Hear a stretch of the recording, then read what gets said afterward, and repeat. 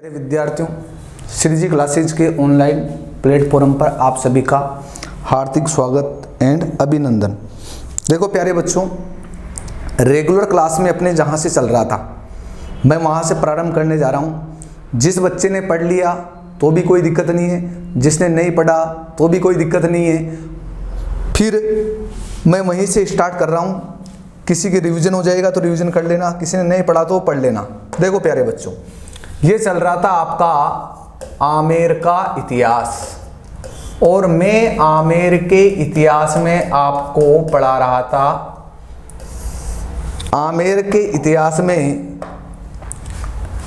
मैंने भारमल के बारे में आपको बताया था कि भारमल राजस्थान का एकमात्र ऐसा राजपूत राजा है जिसने मुगलों की अधीनता स्वीकार करी।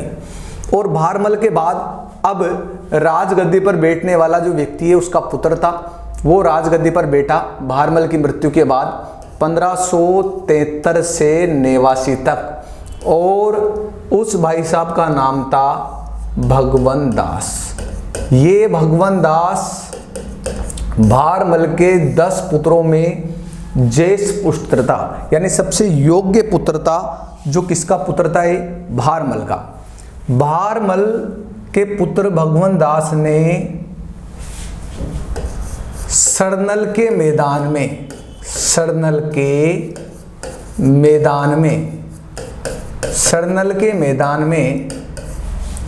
पागल हाथी को काबू कर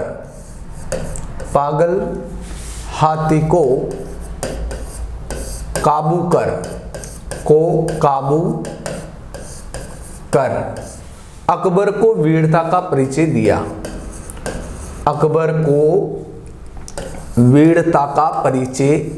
भगवंत दास ने सरनल के मैदान में पागल हाथी को काबू कर अकबर को वीरता का परिचय दिया। सरनल का मैदान जो है, ये सरनल का मैदान पड़ता है आपके यूपी में, और एक सरनल का मैदान आपके पड़ता है नागौर में। तो ये वाला था यूपी वाला। भगवंत दास ने जब ऐसा कार्य किया तो अकबर इससे खुश हो गया और अकबर ने खुश होकर इसे राजा की उपाधि दी। काय की उपाधि दी? राजा की उपाधि। अकबर ने कहा कि आप तो राजा हो, तो भाई अकबर जी मैं आपसे पूछना चाहता हूँ, ये तो वैसे भी राजा ही है। अकबर ने राजा की उपाधि दी। भगवंत दास ने खुश हो गया और भगवंत दास ने खुश होकर अपनी पुत्री मानबाई का विवाह, किसका विवाह? मानबाई का विवाह किससे किया? मानबाई का विवाह भगवंत दास ने खुश होकर अपनी पुत्री मानबाई का विवाह जहांगीर के साथ किया। आपको पता है कि मानबाई और जहांगीर दोनों का विवाह हुआ था। आपको ये भी पता होना चाहिए कि मानबाई जोधाबाई की भतीजी थी और जहांगीर जोधाबाई का पुत्र था। यानी कि ये भतीजी थी जोधाबाई, जो सासू बनने वाली है वो पहले बुआ थी। तो एक हिंदू रीति रिवाज है, हिंदुओं में एक कहावत है, हिंदू धर्म में एक चीज़ लिखी है कि बुआ भतीजी एक और माई बेटी छः को, यानी बुआ और भतीजी का खून एक होता है, जबकि माई और बेटी का खून एक नहीं होता, क्योंकि माँ जो होती है वो नाना की बेटी होती है, नाना का गोत्र अलग होता है।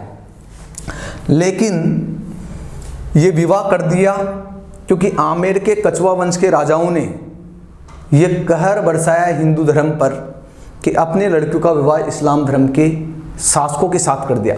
मानबाई ने विवाह होने के बाद जहांगीर से कहा कि जहांगीर मान। उसने कहा कि नहीं मानूंगा। उसने कहा कि मान, कि न मानूं कतई न मानूं ल समाड़। तो इनसे एक पुत्र का जन्म हुआ और उस पुत्र का नाम था खुसरो। क्या नाम था भैया? खुसरो। तो मानबाई का पुत्र था खुसरो और जहांगीर और मानबाई दोनों से प्राप्त हुआ था। देखो आपको बताई दें, भगवंत दास के बारे में आप लोग पढ़ रहे हो। भगवंत दास सितंबर 1573 में सितंबर 1573 में प्रताप को समझाने गया था। प्रताप को समझाने तीसरे मंडल में गया था, परंतु ये भी क्या रहा प्यारे बच्चों, ये भी असफल रहा। भगवान दास को मुगल दरबार का स्तंभ कहा जाता था। ये मुगल दरबार में 24 घंटा सेवा में खड़ा रहता था। मुगल दरबार का स्तंभ कहा जाता था। किसको कहा जाता था? भगवान दास को मुगल दरबार का स्तंभ कहा जाता था। आपको हम बता दें कि जब अकबर ने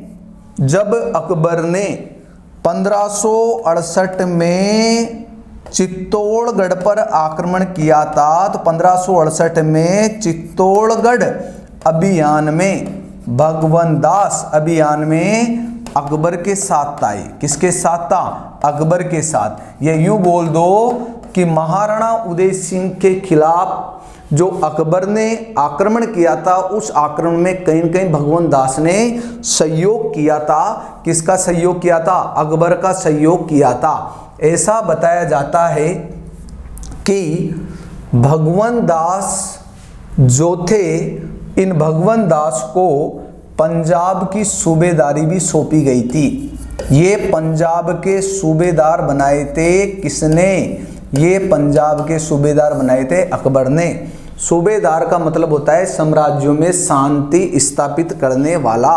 तो साम्राज्यों में शांति स्थापित करने वाला ये सूबेदार बनाए गए थे। और आपको बता दें, एक इतिहासकार है, और वो इतिहासकार बड़े जबरदस्त इतिहासकार है, मनोहर सिंह राणावत। समझना, मनोहर सिंह राणावत एक इतिहासकार है। उस मनोहर सिंह राणावत का कहना है कि सूबेदार के साथ साथ इनको एक पद और था। मित्रों ध्यान रखना है, सूबेदार के साथ साथ भगवान दास को एक पद और था, सिपह सालार का पद था।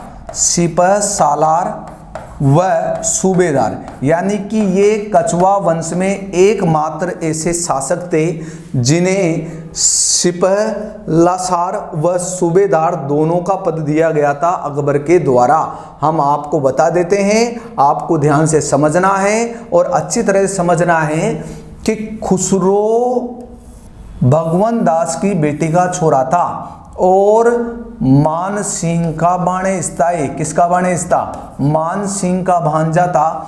मान सिंह खुसरो को राजा बनाना चाहता था। जहांगीर को ऐसा पता चला कि खुसरो और मान सिंह मेरे खिलाफ जा रहे हैं, क्योंकि एक्चुअली क्या है, जो जहांगीर था ये राजा बनाना चाहता था इसके दूसरे बेटे को, और उसका नाम था खुर्रम। लेकिन मान सिंह ने खुसरो का साथ दिया और एक सिक्कों के 5वें गुरु थे अर्जुन देव। उन अर्जुन देव ने भी किसका साथ दिया था? खुसरो का। और जहांगीर को पता चला, और जहांगीर को जब पता चला तो अर्जुन देव को 1606 में फांसी दिलवा दी, या इसकी क्या करवा दी? हत्या करवा दी। किसने करवा दी? जहांगीर ने। जहांगीर ने कहा कि भाई तू बिना पूछे मेरे पुत्र का साथ कैसे दे रहा है? और मान सिंह लगता था साला, इसलिए जहांगीर ने उसको क्या कर दिया? माफ कर दिया। भाई साहब, इसी भगवान दास की मृत्यु हुई थी लाहौर में। पिछली बार एग्जाम में पूछा गया था कि इसकी मृत्यु 1589 में कहाँ हुई थी? लाहौर में हुई थी। तो एक बार प्यारे विद्यार्थियों मैं तुम्हें पुनः दोहरा देता हूँ, क्योंकि जो रेगुलर क्लास थी उस रेगुलर क्लास में आपके आमेर का कछवा वंश चल रहा था। उसी कछवा वंश से मैं प्रारंभ करने जा रहा था। 1573 से 89 तक भगवान दास आमेर के शासक बने। भगवान दास ने शासक बनते ही सरनल के मैदान में एक पागल हाथी हो गया था, उसको काबू किया, क्योंकि राजपूतों का काम तो हाथी घोड़ों को पकड़ना है या हाथी घोड़ों को बस में करना था, और अकबर की बस की बात नहीं थी। तो अकबर को परिचय दिया, क्योंकि ये भगवान दास जोधाबाई के विवाह के समय जोधाबाई के साथ चला गया था, तो ये मुगल दरबार में रहता था। भगवान दास, मान सिंह और जोधाबाई तीनों 1562 में अकबर के दरबार में चले गए थे।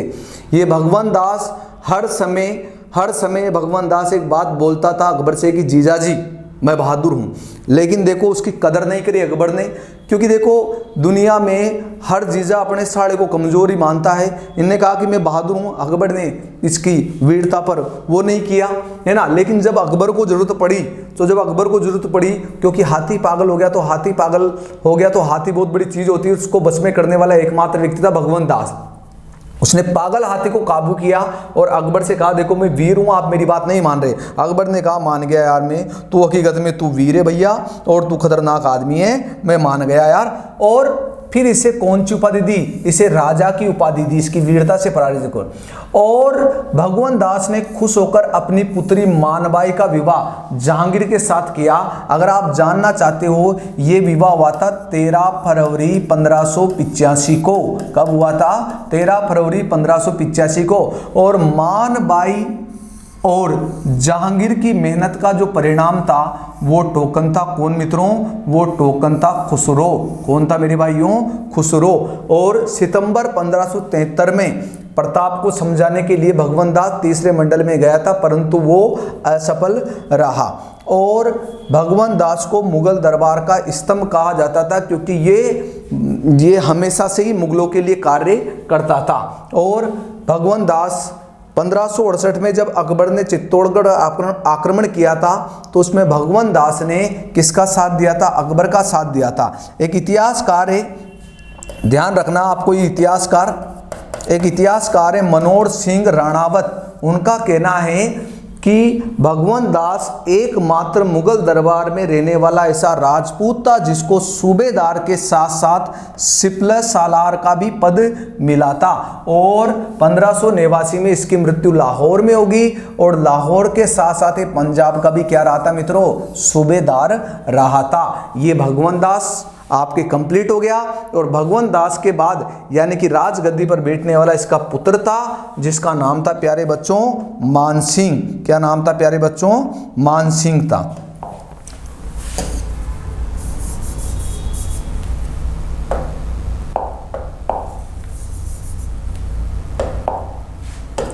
देखो बात करते हैं अपन, ध्यान से समझना आप।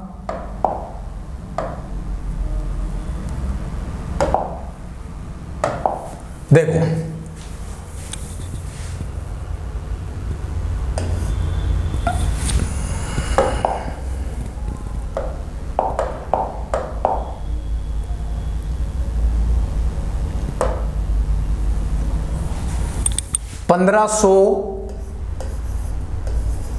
नेवासी से 1614 शासक रहा प्यारे बच्चों मानसिंह प्रथम। आप लोग ध्यान से पढ़ना, बहुत महत्वपूर्ण है ये, और इसको आप लोग ध्यान से पढ़ोगे। मानसिंह का जन्म, ध्यान से सुनना आप, मानसिंह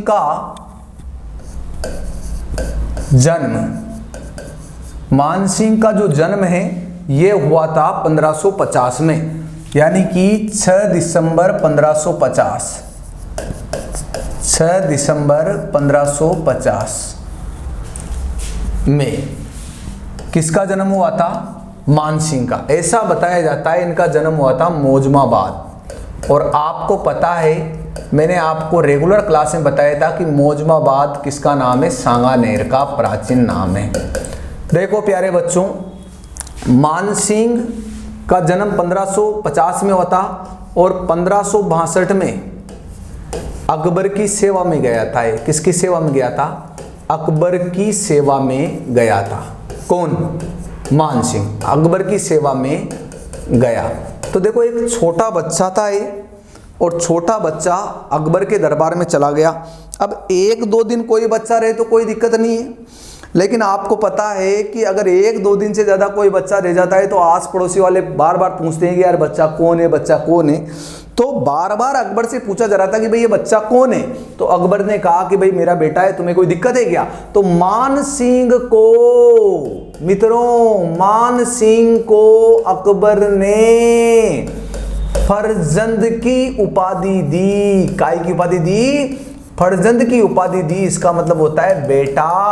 मान सिंह को अकबर ने अपना दत्तक पुत्र कहा, अपना दत्तक पुत्र कहा। दत्तक पुत्र का मतलब होता है प्यारे बच्चों गोद लिया हुआ बेटा, गोद लिया हुआ बेटा।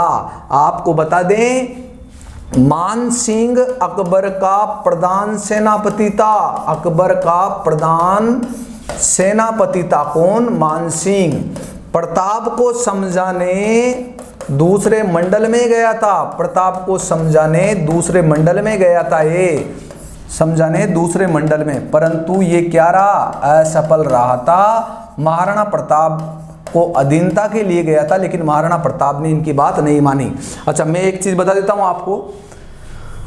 मान सिंह डूंगरपुर अभियान से लौट रहा था, और डूंगरपुर अभियान से जब पुनः लौट रहा था तो 1572 में इसकी मुलाकात डूंगरपुर अभियान से लौटते समय ही प्रताप से हुई थी। यह आपको ध्यान रखना है। वहीं प्रताप को समझाने, जब उधर से आ रहा था तो प्रताप को समझाने गया था, लेकिन प्रताप नहीं समझा, क्योंकि ये मान सिंह चाहता था कि प्रताप तो अकबर की अधीनता स्वीकार कर। प्रताप ने कहा कि मर सकता हूं, मिट सकता हूं, मेवाड़ की रक्षा करते हुए अपना जीवन त्याग दूंगा, लेकिन मैं अधीनता स्वीकार नहीं करूंगा। तो ये मान सिंह पुनः लौट जाता है मित्रों, क्योंकि महाराणा प्रताप अधीन में नहीं आना चाहता था। याद रखना।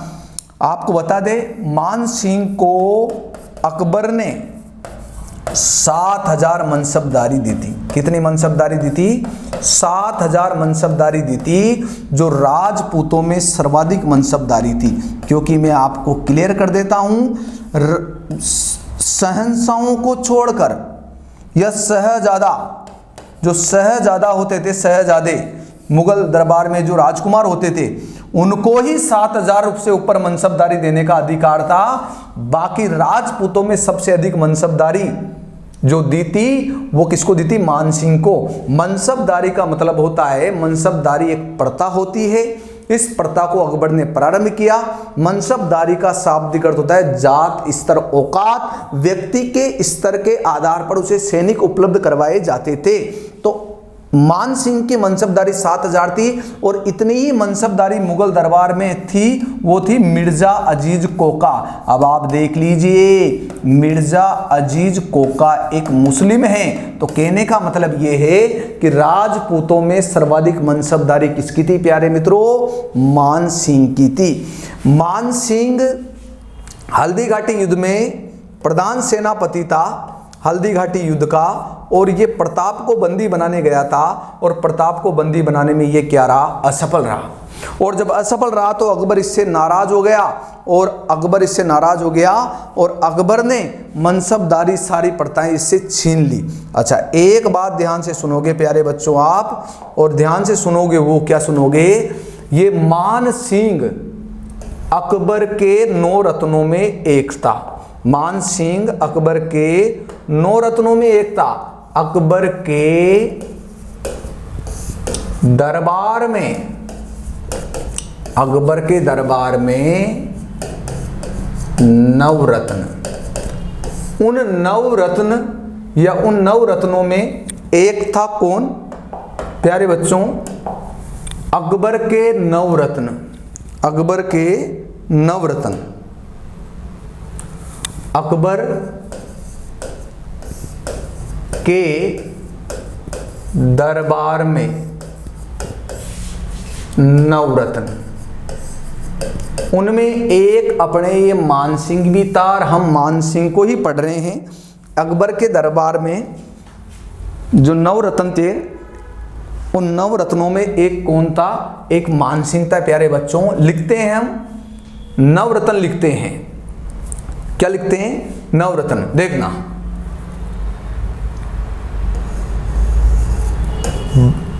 बात, फात पर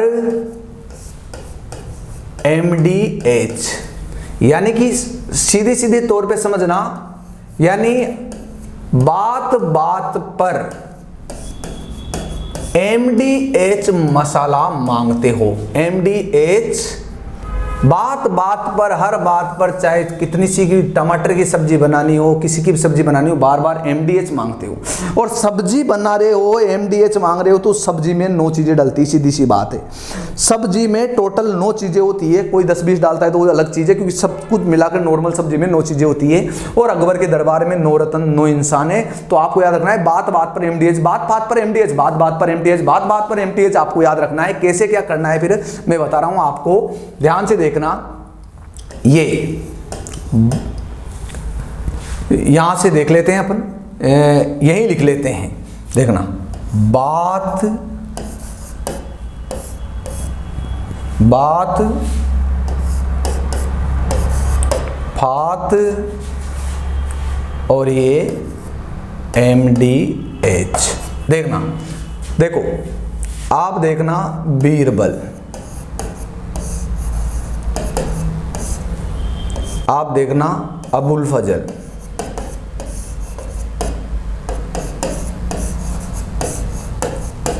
आप देखना Todarmal,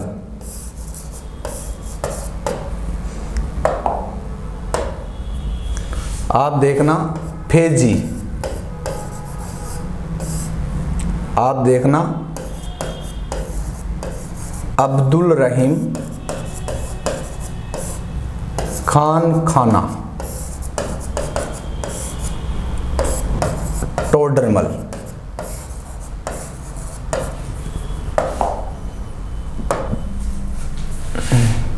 MDH, MDH, M for Mansingh,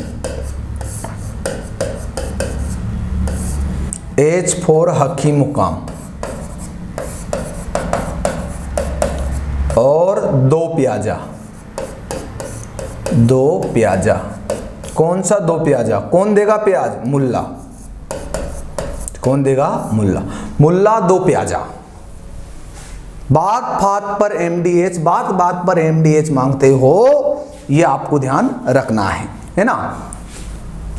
देखो प्यारे बच्चों, उन्हीं अकबर के 9 रत्नों में एक था हमारा कौन? मानसिंह।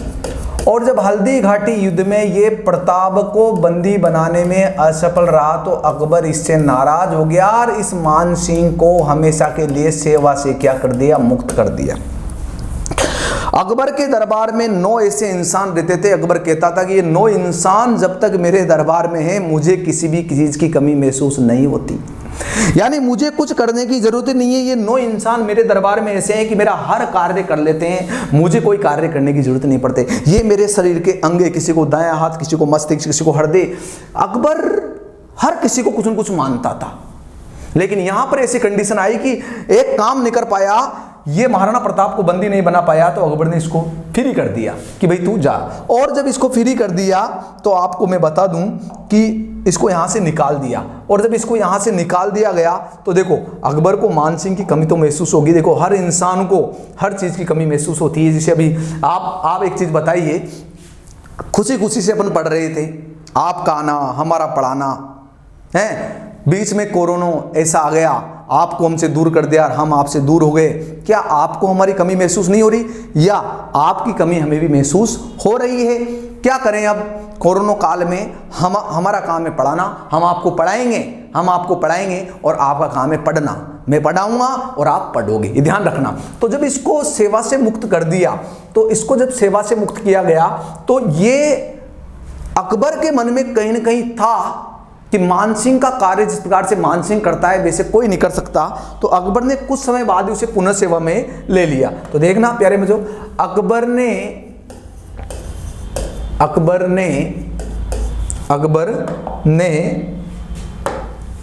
मानसिंह को पुनः सेवा में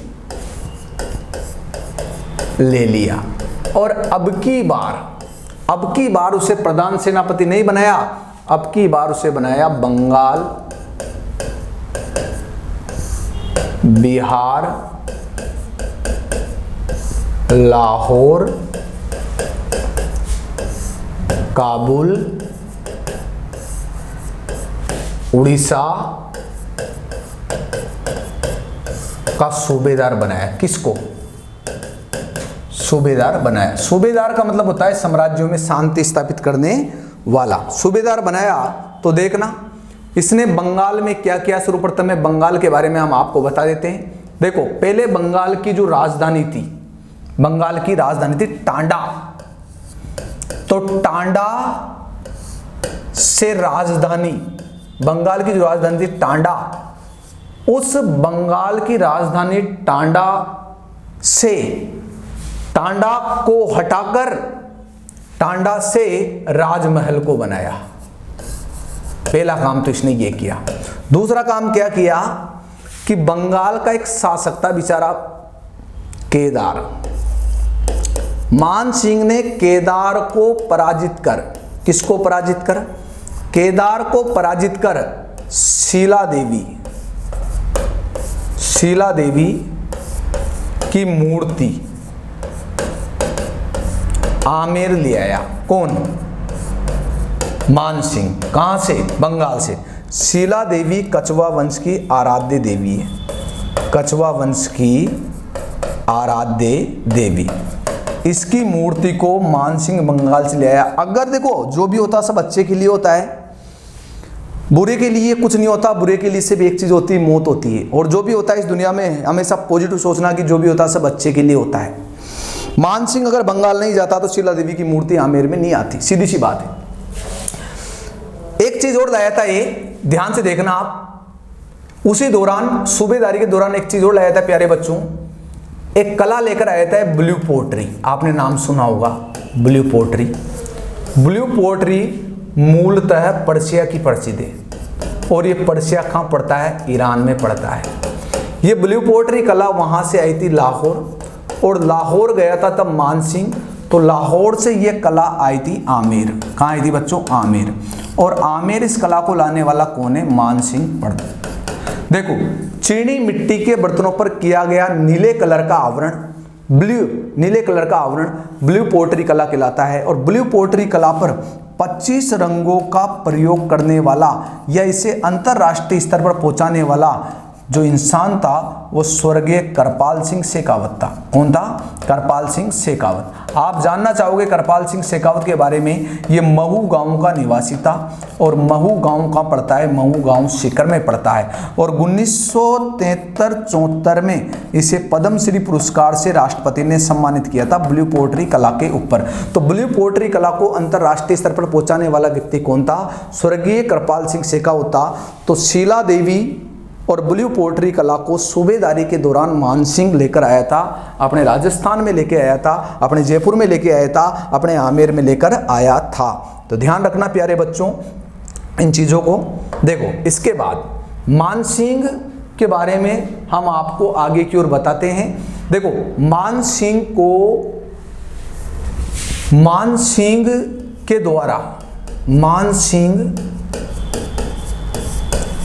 के द्वारा निर्माण कार्य मान सिंह ने क्या क्या बनाया था ये आपको ध्यान से देखना है। मान सिंह ने किन किन चीज़ों का निर्माण करवाया था ये आपको अच्छी तरह से देख लेना है कि भाई मान सिंह ने आखिरकार क्या क्या बनाया था। देखो प्यारे बच्चों, मान सिंह निर्माता है। मान सिंह ने बनाया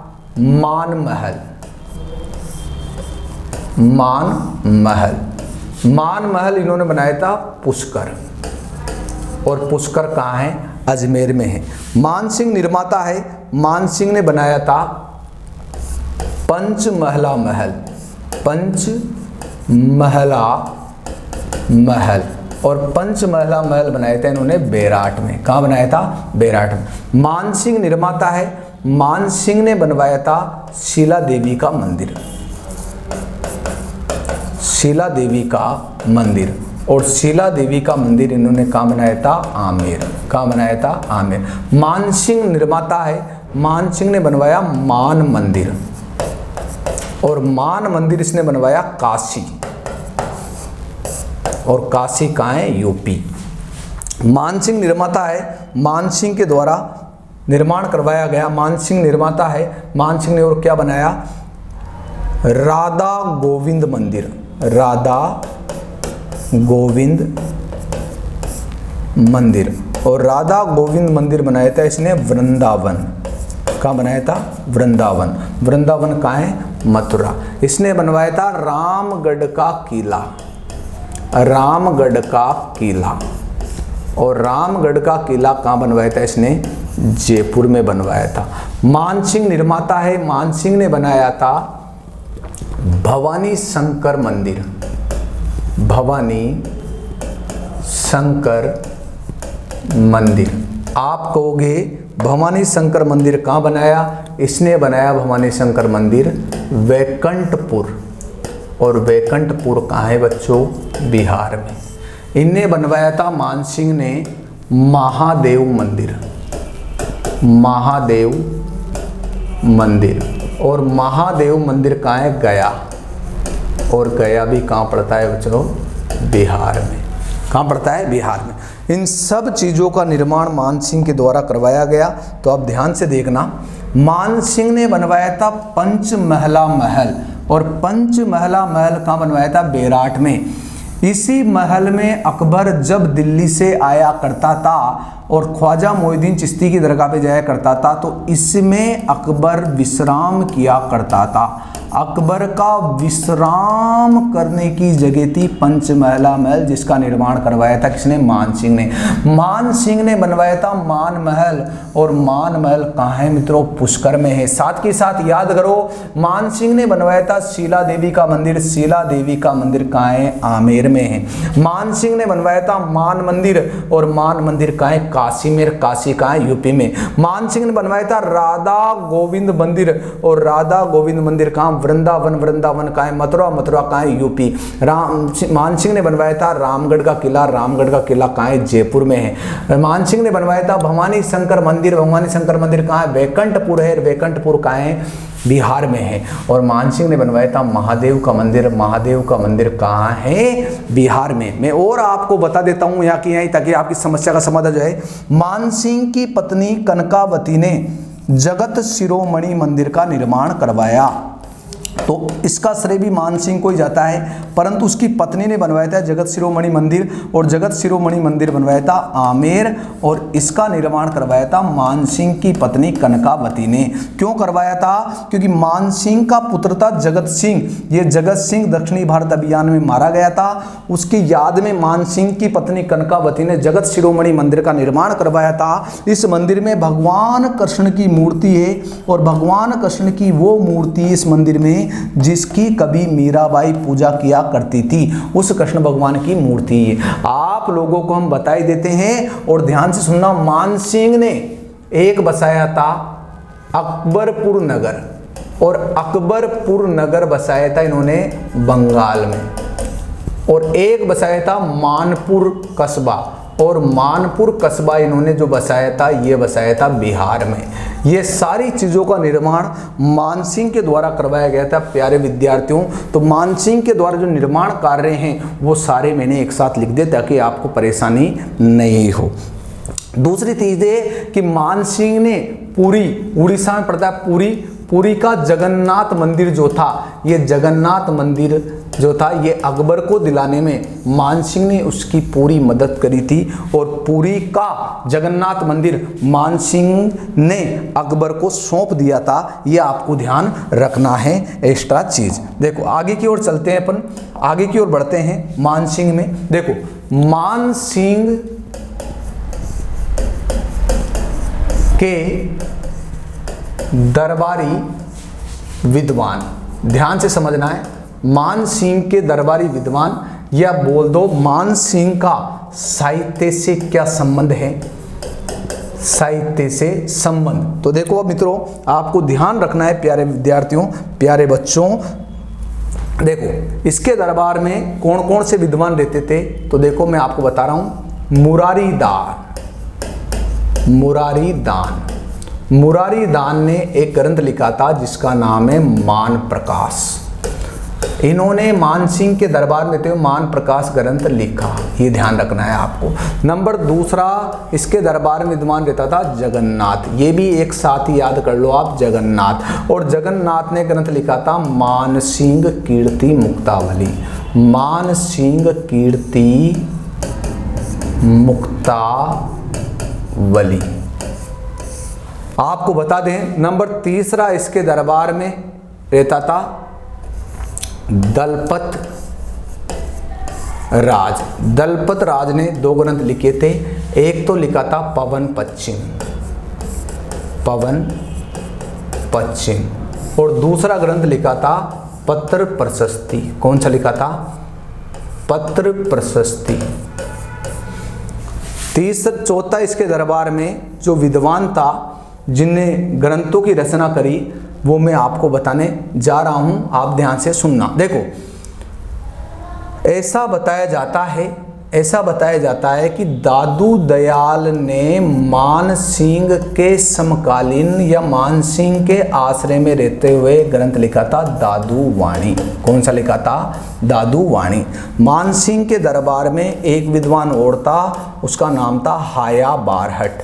कौन था? हाया बारहट। इसके ग्रंथों का उल्लेख नहीं है। मान सिंह के दरबार में हरिनाथ व सुंदर दास नाम के विद्वान रहते थे, हरिनाथ व सुंदर दास, इस नाम के विद्वान भी मान सिंह के दरबार में रहते थे। हम आपको बता देते हैं थोड़ा सा एक्स्ट्रा, आप थोड़ा ध्यान रखना। देखो, मान सिंह भगवान दास का बेटा था, मान सिंह का एक भाई था जिसका नाम था माधो सिंह। क्या नाम था बच्चों? माधो सिंह। माधो सिंह मान सिंह का भाई था, और माधो सिंह के दरबार में एक प्रसिद्ध विद्वान रहते थे प्यारे बच्चों, और उन प्रसिद्ध विद्वान का नाम आपको ध्यान रखना है, उनका नाम था पुंडरीक विट्ठल। पुंडरीक विट्ठल। ऐसा बताया जाता है कि पुंडरीक विट्ठल ने माधो सिंह के आश्रय में रहते हुए कुछ ग्रंथ लिखे थे, वो मैं आपको बता देता हूँ। कभी कभार क्या है कि ऑप्शन में मान सिंह ही आता है, ऑप्शन में राग चंद्रोदय, राग चंद्रोदय, दूनी प्रकाश, नर्तन निर्णय, राग चंद्रदेव, दूनी प्रकाश, नर्तन निर्णय और राग मंजरी, ये लिखे गए थे माधो सिंह के आश्रित, यानी मान सिंह के भाई माधो सिंह के आश्रित पुंडरीक विट्ठल के द्वारा ग्रंथ लिखे गए थे। राग चंद्रोदय, दूनी प्रकाश, नर्तन निर्णय, राग मंजरी। आपने इधर देख लिया, कॉपी में लिख लिया। अब हम कॉपी पे विश्वास नहीं करते, हम पढ़ेंगे मान सिंह के दरबारी। मेरे साथ के साथ विचार करना, मान सिंह के दरबारी या मान सिंह का साहित्य। मान सिंह के दरबार में मुरारी दान, मुरारी दान म से स्टार्ट हो रहा है, और म से स्टार्ट हो रहा है तो उसका ग्रंथ भी मान प्रकाश है। दूसरा था जगन्नाथ, जगन्नाथ ने ग्रंथ लिखा मान सिंह कीर्ति मुक्तावली। तीसरा था दलपत राज, दलपत राज ने ग्रंथ लिखा पत्र प्रशस्ति पवन पश्चिम। नंबर चौथा, दादू दयाल ने वहाँ उसके आश्रय में रहते हुए, समकालीन रहते हुए, मान सिंह का जब शासन चल रहा था उसी काल में दादू वाणी ग्रंथ लिखा था। हाया बारहट भी मान सिंह का दरबारी विद्वान था, और जगन्नाथ और सुंदरदास और हरिदास भी किसके दरबारी विद्वान थे? मान सिंह के दरबारी विद्वान थे। मान सिंह का भाई था एक माधो सिंह, उसका आश्रित कवि था पुंडरीक विट्ठल, और पुंडरीक विट्ठल ने राग चंद्रोदय, दूनी प्रकाश, नर्तन निर्णय और राग मंजरी जैसे ग्रंथ लिखे थे। आपको बता दें कि माधो सिंह भगवान दास का बेटा था। किसका बेटा था? भगवान दास का। और भगवान दास ने अपने पुत्र माधो सिंह के नाम पर एक किला बसाया था, मानगढ़ या भानगढ़ का किला। किसने बसाया था? भगवंत दास ने। किसके नाम पर? माधो सिंह के नाम पर। कौन सा किला? भानगढ़िया मानगढ़ का किला। और आगे चलकर माधो सिंह के एक बच्चा हुआ, उसका नाम था अचल सिंह, उसके नाम पर इसने एक किला बसाया था, अचलगढ़ का किला। तो मानगढ़ का किला बसा था माधो सिंह के नाम पर, अचलगढ़ का किला बसा था माधो सिंह के पुत्र अचल सिंह के नाम पर। अचलगढ़ और मानगढ़ दोनों अलवर में हैं और ये वर्तमान में भूत प्रेतों के किलों के नाम से जाने जाते हैं या भूत प्रेतों के नगरों के नाम से जाने जाते हैं, जो अलवर जिले में स्थित है। ये आपको ध्यान रखना है अच्छी तरह से प्यारे बच्चों। देखो आगे की ओर हम चल रहे हैं, आगे की ओर बढ़ रहे हैं। देखो कुछ महत्वपूर्ण बातें जो मैं आपको बता देता हूं। देखो मानसिंह के बारे में ध्यान से सुनना। मानसिंह पष्ट, मानसिंह पष्ट अकबर के दरबार में गया था 1562 में। अकबर को इसने चतुराई कहाँ दिखाई, मैं आपको बता रहा हूँ, क्योंकि अकबर एक किले को जीतना चाहता था और वो किला था रणथंबोर। अन्य मुस्लिम शासकों की तरह रणथंबोर दुर्ग के चारों ओर भी अकबर ने 6 माह तक घेरा डाला था, 6 माह तक। और रणथंबोर की जो दीवारें थी वो दीवारें कमज़ोर हो गई थी, कमज़ोर, और 6 माह तक घेरा डाल लिया था अकबर ने। तो अब रणथंबोर का जो प्रशासक था, रणथंबोर का जो शासक था या रणथंबोर जिसके अधिकार में था, वो था भाई साहब एक राजपूत, उसका नाम था सर्जन हाड़ा। वैसे तो सर्जन हाड़ा मूलतः हाड़ौती का राजा था, लेकिन इसका रणथंबोर पे अधिकार था। अब मानसिंह ने चतुराई दिखाई और मानसिंह सीधा सट आ गया सर्जन हाड़ा के पास। और सर्जन हाड़ा से मानसिंह ने क्या बोला, सुनना बात ध्यान से। क्या चतुराई का परिचय देगा ये? कब देगा ये? 1569 में। परिचय क्या देगा? सर्जन हाड़ा से मानसिंह ने क्या कहा कि आपके दुर्ग की रक्षा के लिए खुद अकबर पिछले 6 महीने से चारों ओर दुर्ग के पड़े हुए हैं और वो आपके किले की रक्षा कर रहे हैं। एक दिल्ली के महान राजा आपके दुर्ग की रक्षा करने के लिए एक चौकीदारी का काम कर रहा है। क्या कह के पुकारा इसको? चौकीदार। चौकीदार कि अकबर आपके चौकीदार का कार्य कर रहा है। देखो अकबर कितना महान व्यक्ति है। यानी कि मान सिंह ने अपनी चतुराई दिखाई, इसको अपनी बातों में फंसाया और सर्जन हाड़ा इतना कोमल भावुक हो गया और उसने अकबर की अधीनता स्वीकार करी। तो अकबर समझ गया कि ये बहुत खतरनाक आदमी है, व्यक्तियों को चतुराई से अधीन करवाता है। जो काम में 6 माह में नहीं कर पाया, इसने वो काम 1 मिनट में कर लिया। तो ये मान सिंह ने अपनी पहली चतुराई दिखाई थी। ये आपको ध्यान रखना है कि पहली चतुरता का परिचय कहाँ दिया था? तो रणथंबोर अभियान के दौरान दिया था। ये आपको ध्यान रखना है, अच्छी तरह से ध्यान रखना है। और एक एक्स्ट्रा चीज और है, मान सिंह को बंगाल का 3 बार सूबेदार बनाया था। कितनी बार बनाया था? 3 बार सूबेदार बनाया था। ये चीज़ आपको और अच्छी तरह से ध्यान रखनी है, बहुत अच्छी तरह से ध्यान रखनी है। दूसरी चीज़ आपको और क्या ध्यान रखना है, मैं आपको बता देता हूँ। मान सिंह के पुत्र देखना, एक तो जगत सिंह, दुर्जन सिंह, हिम्मत सिंह, ये सब दक्षिणी अभियान में मारे गए थे। दक्षिणी भारत अभियान में इनका देहांत हो गया था। किनका देहांत? और एक पुत्र बच गया था, चौथे नंबर का। कौन था? भाऊ सिंह। भाऊ सिंह, ये पुत्र इसका जीवित रह गया था, है ना, भाऊ सिंह। आपको बता देते हैं 1550 में जन्म हुआ था, 1562 में अकबर की सेवा में गया था और मान सिंह का 1614 में इल्चीपुर दक्षिणी भारत में देहांत हो गया था। इल्चीपुर, अब इल्चीपुर में मर गया था ये 64 वर्ष की उम्र में। उसमें से आप निकाल के देख लो 1562 से 1614 के बीच, यानी कि लगभग 52 वर्ष इसने मुगल सेवा करी थी। यानी कि इसका मतलब ये होता है कि 52 साल तक मुगलों के लिए इसने कार्य किया था। इसकी टोटल आयु कितनी थी? 64, यानी 64 साल तक जिया, जिसने 52 साल मुगल दरबार में रहते हुए उनका लिए कार्य किया। आप घटा लो, 52 को 64 में से घटाओगे तो 12 बचेगा और 12 वर्ष की उम्र में ये चला गया था। यानी अपनी जिंदगी पूरी इसने उनके नाम कर दी थी, मुगलों के नाम कर दी थी। ये आपको पता होना चाहिए। अगली चीज़ आपको ये ध्यान रखना है और अच्छी तरह से इस चीज़ को अपने दिमाग में बिठा लेना है कि मानसिंह प्रथम अकबर का विश्वास पात्र 9 रत्नों में एक था, विश्वास पात्र सेनापति भी था और विश्वास करने योग्य था, क्योंकि इसने कितने लंबे समय तक, इसने लगभग 52 वर्षों तक मुगल सेवा करी थी।